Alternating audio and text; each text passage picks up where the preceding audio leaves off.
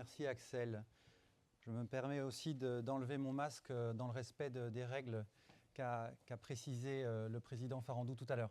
Bonjour à toutes et à tous, je suis donc Michael Lemarchand et j'ai la responsabilité du projet d'entreprise baptisé Tous SNCF depuis le début de l'année.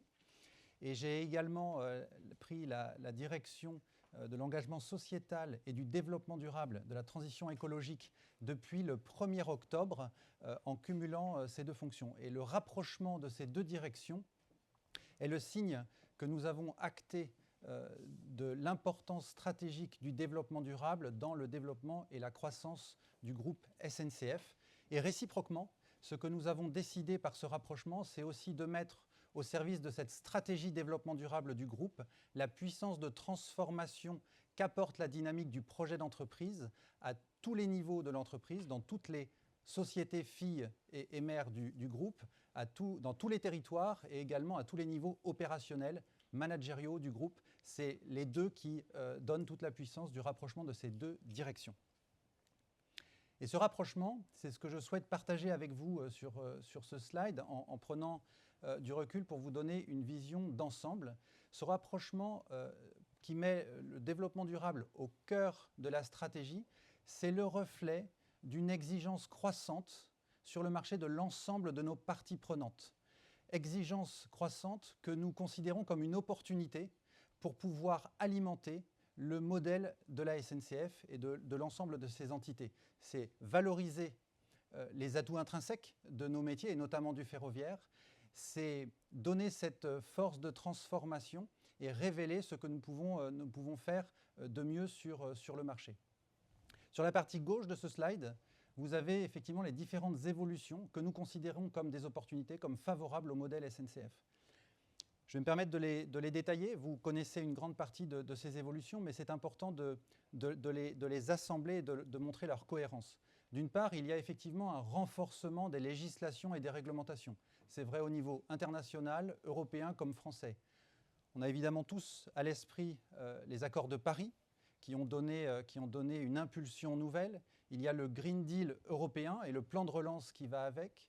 Et au niveau français, il y a effectivement notamment la stratégie nationale bas carbone pour parler de l'énergie et du carbone, mais il y a un ensemble de corpus de lois qui se renforcent, qui se durcissent, qui sont donc de plus en plus exigeantes, mais qui, là encore, sont considérées par nous comme une opportunité pour développer et mettre en avant les atouts et pousser notre avantage compétitif.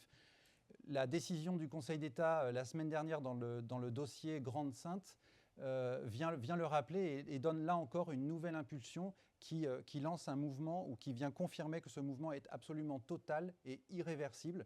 Et là encore, c'est un environnement favorable.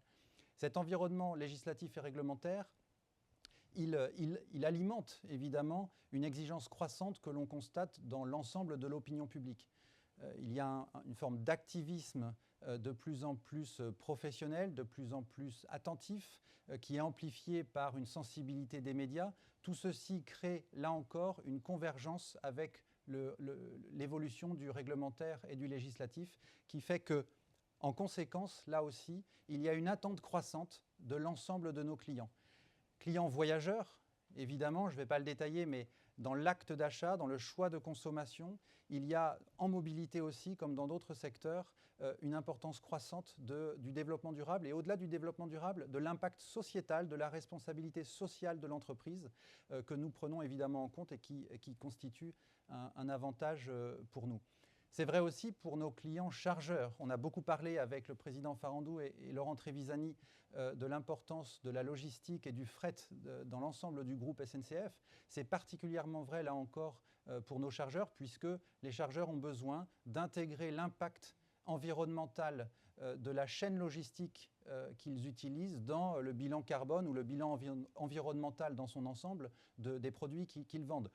À ce titre, d'ailleurs, ça fait plusieurs années que Geodis a totalement intégré dans ses systèmes commerciaux et de gestion et de logistique la dimension environnementale pour pouvoir optimiser l'impact sociétal et l'impact environnemental des services intégrés qu'ils proposent à leurs clients. C'est totalement un standard de Geodis, mais ça reflète bien la capacité de répondre aux attentes croissantes de nos clients.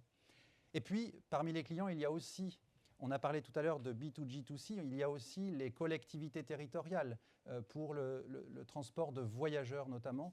Et là encore, c'est très concret, cette sensibilité du fait de la législation, du fait de l'opinion publique, du fait de l'attente des clients, les collectivités territoriales qui ouvrent peu à peu les marchés TER à la concurrence, placent le développement durable et leurs exigences en la matière un peu plus haut dans la liste des critères de choix du futur opérateur. C'est particulièrement vrai, je pense notamment à Sud-PACA, la région Sud-PACA, qui a mis en appel d'offres 2 lignes de l'eau, en tout cas de la région TER Sud, et qui a dépassé maintenant les 10% dans le poids de la RSE dans le choix global de l'opérateur. Donc c'est extrêmement concret et c'est bien au cœur du business, que ce soit chez Voyageurs ou chez Fret et Logistique.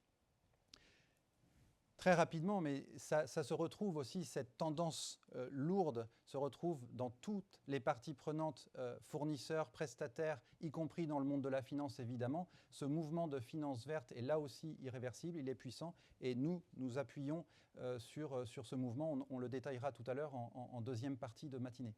Puis enfin, il n'y a pas que les parties prenantes externes, il y a les parties prenantes internes. On a beaucoup parlé de l'humain tout à l'heure, les salariés sont une force aussi, à la fois cet aiguillon qui exige plus de la SNCF, ce qui encore une fois est une opportunité, et qui est une force pour pouvoir porter cette exigence et exécuter notre stratégie. Ça, c'est l'ensemble des évolutions favorables qui, du coup, pour l'ensemble de nos activités que vous voyez au centre du slide, viennent alimenter les leviers moteurs du projet stratégique de l'entreprise. Vous retrouvez d'ailleurs sur cette partie droite du slide 3 des 4 lignes de force stratégiques qu'a détaillé un peu plus tôt dans la matinée le président Farandou. L'environnement, les territoires, l'humain, tout ceci alimente ce modèle vertueux qui doit, in fine, améliorer la compétitivité business du groupe SNCF et de l'ensemble de ses activités. Je me permets de parler très vite, même, vous verrez au début de ce slide, l'identité, l'alignement renforcé entre la raison d'être et le modèle économique. C'est tout sauf anecdotique, c'est un peu prématuré pour en parler définitivement parce que les travaux du projet stratégique d'entreprise ne sont pas totalement terminés, mais nous travaillons à présent à re-questionner notre raison d'être qui parle de la préservation de la planète, mais il est fort à parier qu'en 2021, si nous décidons de changer cette raison d'être, alors le développement durable remontera encore plus haut dans ses préoccupations pour afficher notre engagement sociétal et environnemental. Et en particulier, si on parle de compétitivité business, j'aimerais, si vous en êtes d'accord, parler de compétitivité environnementale et notamment du ferroviaire. Ce sont des chiffres que vous connaissez probablement. On y a fait référence tout à l'heure brièvement, mais j'aimerais vraiment passer un petit peu de temps avec vous sur cette compétitivité environnementale du ferroviaire, parce que les ratios sont très importants et ça constitue un socle solide pour le déploiement de notre stratégie que je viens de brosser très rapidement dans son contexte. Un chiffre à retenir, c'est que pour 10% de part du ferroviaire dans le transport de voyageurs et de marchandises, nous avons seulement 0,6% de part d'émissions de CO2 dans l'ensemble du secteur des transports. Voilà, c'est un ratio 10% de transport de part de marché et 0,6% de part d'émissions seulement. C'est absolument considérable. C'est un avantage compétitif que nous entendons pousser. Ce que dit ce slide, parce qu'on parle beaucoup de décarbonation, c'est que notre avantage compétitif, décidément j'ai du mal aujourd'hui avec la compétitivité, c'est qu'il ne se limite pas au bilan carbone. Et on retrouve, vous le voyez sur la partie droite du slide, les mêmes ratios. Les mêmes ratios, c'est vrai sur l'émission de particules fines avec 2,5% de part pour le ferroviaire contre, là encore, 10% de part de marché sur le voyageur et la logistique. Et puis 1,6% de part du ferroviaire dans les émissions d'oxyde d'azote. Là encore, on retrouve exactement le même ratio, ou les mêmes ordres de grandeur. Je ne détaille pas davantage ici, mais nous avons des performances similaires en matière de sécurité, en matière d'emprise au sol, puisque l'empreinte au sol est très importante, et puis en matière de bruit, je ne détaille pas l'ensemble des critères de performance environnementale que vous connaissez. Alors j'ai parlé du modèle global et de l'environnement favorable, de la grande tendance de fond. J'ai parlé de la compétitivité environnementale et j'aimerais que vous connaissez, ce sont globalement des rappels. J'aimerais maintenant partager avec vous un élément, une dimension un peu moins connue du système. C'est notre capacité, parce que nous sommes intégrés, parce que nous avons l'ensemble de la chaîne des activités, notre capacité à définir et à tenir des trajectoires ambitieuses en matière environnementale.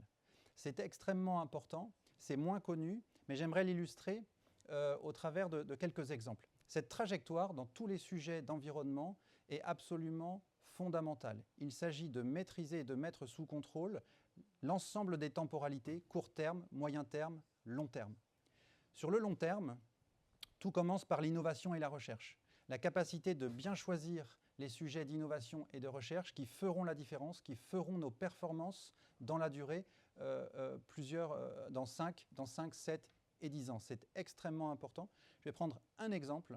C'est le concept et le projet d'électrification frugale. Ce concept et ce projet d'électrification frugale n'auraient pas pu voir le jour et être poussés de façon aussi audacieuse sans une connaissance intime du système d'exploitation ferroviaire, parce qu'il nécessite une adaptation de l'ensemble des règles d'exploitation jusqu'aux gestes métiers des conducteurs, qui sont fines, et nous n'aurions pas la confiance pour nous lancer dans un tel programme de recherche si nous n'avions pas la connaissance intime de l'exploitation ferroviaire. Voilà, c'est un exemple, on le détaillera peut-être un petit peu tout à l'heure, mais je voulais en parler. Au niveau du moyen terme, tout commence avec la conception. Conception de nos bâtiments, conception des gares, conception des technicentres industriels pour la maintenance et l'entretien du matériel roulant. Là encore, ça participe de la performance globale, pas uniquement énergétique et environnementale. C'est au cœur de la performance opérationnelle.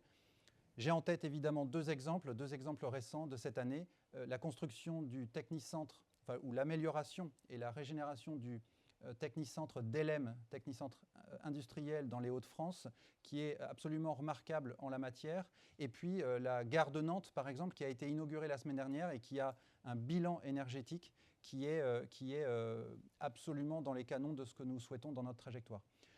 Je ne vais pas m'attarder sur l'ensemble. Alors voilà, sur la conception, c'est ça, c'est très important. Et on a AREP, on a SNCF Immobilier dans le groupe, qui sont les fers de lance pour porter cette conception intégrée à l'opérationnel qui fait la performance économique, opérationnelle et évidemment performance environnementale. Et puis sur le court terme, parce qu'il ne s'agit pas de faire que du moyen et du long terme, sur le court terme, nous avons un impact ici et maintenant. Et ici et maintenant, je prends un exemple, c'est l'optimisation de l'intensité énergétique que nous avons à Isotrafic. Ça passe par un programme éco-conduite aujourd'hui qui permet d'aller chercher un potentiel d'économie de 8 à 12% sur la facture d'énergie de traction sur l'ensemble de nos activités voyageurs. Donc c'est considérable sur une facture globale de plus d'1 milliard d'euros. Et ça passe là encore par un travail de fond avec nos conducteurs. Je ne détaillerai pas l'ancrage territorial, mais c'est très important puisque nous avons un travail de partenaire avec les collectivités territoriales qui sont également partie prenante et qui ont un impact à long terme avec les décisions qu'elles peuvent prendre en investissement sur le court terme. Ce qui m'amène à parler, et c'est le dernier slide que je souhaite partager avec vous, ce qui m'amène à parler de la performance. Cette performance, et je ne détaillerai pas ces chiffres qui sortent directement de l'éco-comparateur de l'ADEME et qui positionnent bien la compétitivité de nos offres, à la fois sur la courte distance et sur la longue distance par rapport aux autres modes. Ce n'est pas ce que je retiens de ce slide et ce n'est pas ce que j'ai envie de partager avec vous, la lecture que j'ai envie d'en faire. Ce que je souhaite faire, c'est, parlant d'intensité énergétique et d'intensité carbone, ce que dit ce slide, c'est que le premier levier d'impact environnemental que nous avons, c'est de nous développer et de gagner des parts de marché business. Parce que toute part de marché gagnée sur des modes moins respectueux, je pense notamment à la route et à l'aérien, c'est un impact considérable sur la décarbonation, non seulement du secteur des transports, mais l'atteinte de l'objectif de la stratégie nationale bas carbone de la France. Et c'est ce que je retiens de ce slide, et c'est pour cela que nous allons pousser notre avantage compétitif, le faire valoir, le développer. Le plan de relance le permet pour pouvoir mettre la RSE, le développement durable, au cœur de la performance économique et financière de l'entreprise. Voilà, merci beaucoup, merci de votre écoute. Merci beaucoup, Michael. SNCF et environnement sont bien indissociables. Une première question qui remonte concrètement, quel est le bilan carbone du groupe SNCF, Michael? Le bilan carbone. Le bilan carbone, quelques chiffres pour répondre à cette question. Nous avons 3 millions, un peu plus de 3 millions de tonnes d'émissions de CO2 par an sur l'ensemble des activités du groupe. L'essentiel de ces émissions provenant des activités voyageurs. Avec une disparité, puisque 100% du TGV est électrique, 97% de Transilien est électrique, 90% du fret est électrique et 50% du TER est électrique. Et donc la performance et l'amélioration du bilan carbone de ces 3 millions de tonnes annuelles à peu près passe par des programmes diversifiés en fonction de l'état d'avancement de ces programmes. Je pense notamment sur le TER, au passage à de l'hybride, au passage à d'autres à des alternatives à des énergies renouvelables non thermiques, non diesel, pour pouvoir avoir l'impact maximal. C'est vrai aussi pour Keolis, qui fonctionne dans les territoires avec des bus qui ne sont pas tous électriques, loin de là, ou hydrogène aujourd'hui. Donc voilà. Merci, Michael. Une seconde question, pourriez-vous faire le point sur le sujet du glyphosate? Glyphosate, oui. Effectivement, glyphosate, c'est une bonne illustration de ce que je disais tout à l'heure. C'est la question des trajectoires ambitieuses, sérieuses, construites bottom-up pour pouvoir délivrer ces trajectoires de performance environnementale. Le glyphosate, le groupe SNCF, ça concerne essentiellement Réseau évidemment, le groupe SNCF a divisé par 4 l'usage du glyphosate en 20 ans. Et cette trajectoire nous amène en fait à s'accélérer pour pouvoir terminer l'usage du glyphosate et sortir du glyphosate d'ici fin 2021. Et il n'y a pas de hasard, c'est des programmes de recherche qui ont été lancés il y a 5, 6, 7 ans, qui permettent aujourd'hui d'envisager sérieusement et avec les mêmes niveaux de performance la sortie du glyphosate, avec notamment du biocontrôle, ce qu'on appelle le biocontrôle, mélangé à un produit de synthèse qui est lui complètement validé par l'ANSES. Et c'est ce qui nous permet d'envisager sérieusement maintenant la sortie du glyphosate d'ici fin 2021. Produit qui est majeur, mais qui est complété par d'autres dispositifs comme l'ensemencement choisi, l'éco-pâturage, mais il y a bref tout un arsenal qui permet résolument de sortir du glyphosate maintenant d'ici fin 2021. C'est clair. Merci, Michael. Je passe maintenant